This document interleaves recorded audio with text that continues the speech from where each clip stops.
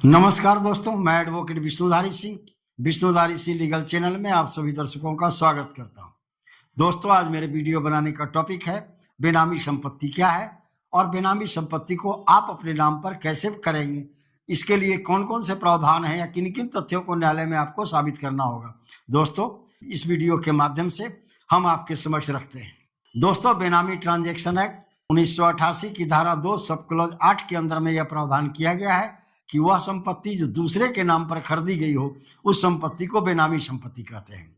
दोस्तों, पुनः उसी बेनामी ट्रांजैक्शन प्रोहिबिशन एक्ट 1988 की धारा 2 के सब क्लॉज 9 के अंदर में कहा गया है कि वह संपत्ति जो दूसरे के नाम पर खरीदी गई है और वह प्रक्रिया जो उस प्रक्रिया से उसके नाम पर खरीदी गई है, इसे हम बेनामी ट्रांजैक्शन कहते हैं। दोस्तों, बेनामी हस्तांतरण, इसे हम एक उदाहरण से समझते हैं।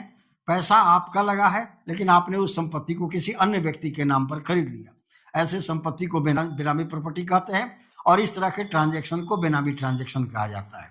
आइए हम सबसे पहले ऑनरेबल सुप्रीम कोर्ट के जजमेंट से समझते हैं कि ऑनरेबल सुप्रीम कोर्ट का जजमेंट क्या कहता है कि बेनामी ट्रांजैक्शन किए हुए प्रॉपर्टी को अगर आप कहते हैं कि मेरी संपत्ति है तो ऐसे साबित करने के लिए आपको किन किन तथ्यों को साबित करना होगा। दोस्तों, सुप्रीम कोर्ट के केस का टाइटल है बीना पानीपाल वर्सेज प्रतिमा घोष। 6 मई 2007 को इसका जजमेंट ऑनरेबल सुप्रीम कोर्ट ने सुनाया था। दोस्तों, इसका साइटेशन नंबर है AIR 2008 सुप्रीम कोर्ट 543। दूसरा है जजमेंट। दोस्तों, हम 2 जजमेंट दिए हैं, एक लैंडमार्क जजमेंट 2007 का और एक 2021 का थोड़ा लेटेस्ट जजमेंट है, मंगथाई अम्मा वर्सेज राजेश्वरी। यह केस 9 मई 2019 को इसका फैसला हुआ था। दोस्तों, इस केस में ऑनरेबल सुप्रीम कोर्ट ने कहा कि अगर कोई बेनामी संपत्ति है, यानी आपने की उस संपत्ति को दूसरे के नाम पर खरीदा है, तो उसे अगर आप अपना बनाना चाहते हैं, कहना चाहते हैं कि वो संपत्ति मेरी है, तब आपको न्यायालय में निम्न बातों को साबित करना होगा। पहला तथ्य है दोस्तों, उस पैसे का स्रोत जिस पैसे से उस संपत्ति को खरीदी गई, यानी उस संपत्ति को खरीदने में पैसा किसका लगा, जिसका पैसा लगा संपत्ति उसी की मानी जाएगी। दोस्तों, दूसरा है दोस्तों कब्जा। कब्जा का मतलब हुआ उस संपत्ति तो खरीदी गई है दूसरे के नाम पर, लेकिन उसका कब्जा अभी भी आपके नाम पर है। और उसका तीसरा हो गया म्यूटेशन, उसका दाखिल खारिज भी आप अपने नाम पर करवा चुके हैं, तो यह मानी जाती है कि यह आपके पास बेनामी संपत्ति है, यानी संपत्ति के मालिकाना हक में नाम तो किसी दूसरे का है लेकिन उसका कब्जा आपके पास है और उसका म्यूटेशन आपने अपने नाम पर करवा रखा है। चौथा हो गया दोस्तों दस्तावेज आपके पोजीशन में होना चाहिए। आपके पोजीशन का मतलब जिस सेल डीड से आपने खरीदा है उसके नाम पर संपत्ति, वो सेल डीड का मूल कॉपी आपके पास होना चाहिए। पांचवा है दोस्तों मोटिव, आचरण। आपका उद्देश्य क्या था? क्या टैक्स बचाना था, इनकम टैक्स बचाना था, कर की चोरी करनी थी या किसी तरह की जालसाजी करनी थी? इन्हीं सब उद्देश्य के लिए लोग बेनामी संपत्ति खरीदता है दोस्तों, अन्यथा वह संपत्ति आप अपने नाम पर ही खरीदते। पांचवा है दोस्तों पक्षकारों का आचरण, यानी वह व्यक्ति जिसने उस संपत्ति को खरीदा है उसका आचरण कैसा है। क्या सरकार को टैक्स वही देता है? क्या उस संपत्ति का रख रखाव वही व्यक्ति करता है जो व्यक्ति उसे पैसा देकर खरीदा था, या वह व्यक्ति करता है जिसके नाम पर वो संपत्ति है? अगर पैसे का स्रोत साबित हो जाए कि जिसके नाम पर संपत्ति है उसने दिया है, अगर रख रखाव यह साबित हो जाए कि उसने किया है, या अगर सरकार को रेंट देने की बात हो जाए कि उसने दिया है, या म्यूटेशन की बात हो जाए कि उस व्यक्ति के नाम पर है जिसके नाम पर संपत्ति खरीदी गई है, तो वह संपत्ति उसी की मानी जाएगी, आपकी फिर नहीं मानी जा सकती। छठा चीज है संबंध, यानी पैसा देने वाले का और जिसके नाम पर संपत्ति खरीदी गई, इन दोनों के बीच में संबंध क्या था। दोस्तों, बेनामी ट्रांजैक्शन एक्ट 1988 में यह प्रावधान किया गया है। इस जजमेंट में भी, न्यायपाल वाले जजमेंट में भी ऑनरेबल सुप्रीम कोर्ट ने यह प्रावधान किया है कि बेटा, बेटी या पत्नी के नाम पर या पति के नाम पर खरीदी गई संपत्ति शामिलात परिवार की संपत्ति मानी जाएगी जब तक उस परिवार में बंटवारा न हो गया हो।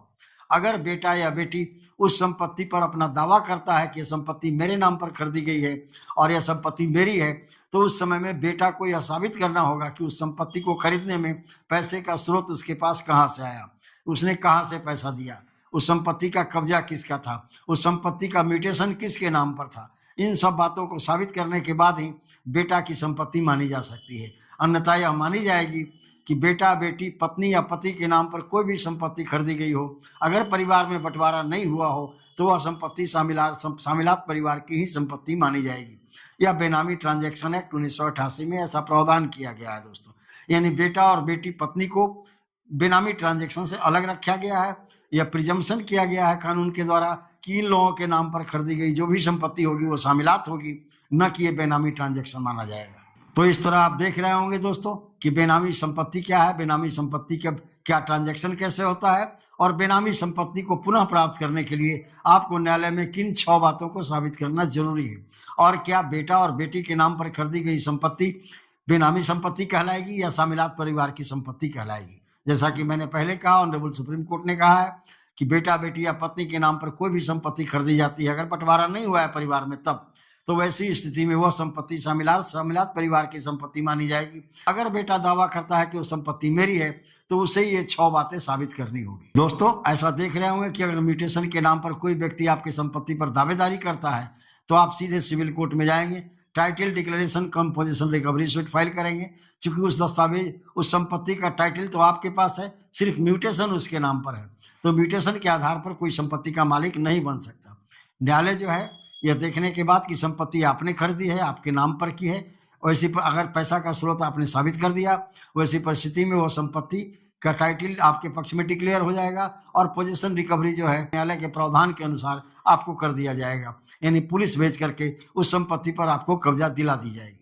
दोस्तों, जयमल पोद्दार वाले केस में ऑनरेबल सुप्रीम कोर्ट ने बहुत पहले ही कहा था, यह केस है दोस्तों जयमल पोद्दार वर्सेस बीबी हाजरा। यह केस दोस्तों 1955-56 का ही है। इस केस के अंदर ऑनरेबल सुप्रीम कोर्ट ने कहा था कि जिसने पैसा दिया उसी व्यक्ति की संपत्ति मानी जाएगी, यानी दोस्तों संपत्ति उसी की होती है जिस व्यक्ति ने पैसा दिया हो, न कि उस व्यक्ति का जिस व्यक्ति के सब कब्जे में संपत्ति हो या जिसके नाम पर म्यूटेशन हो। धन्यवाद दोस्तों, आज के वीडियो का यही टॉपिक था, यहीं पर मेरा वीडियो संपन्न हुआ।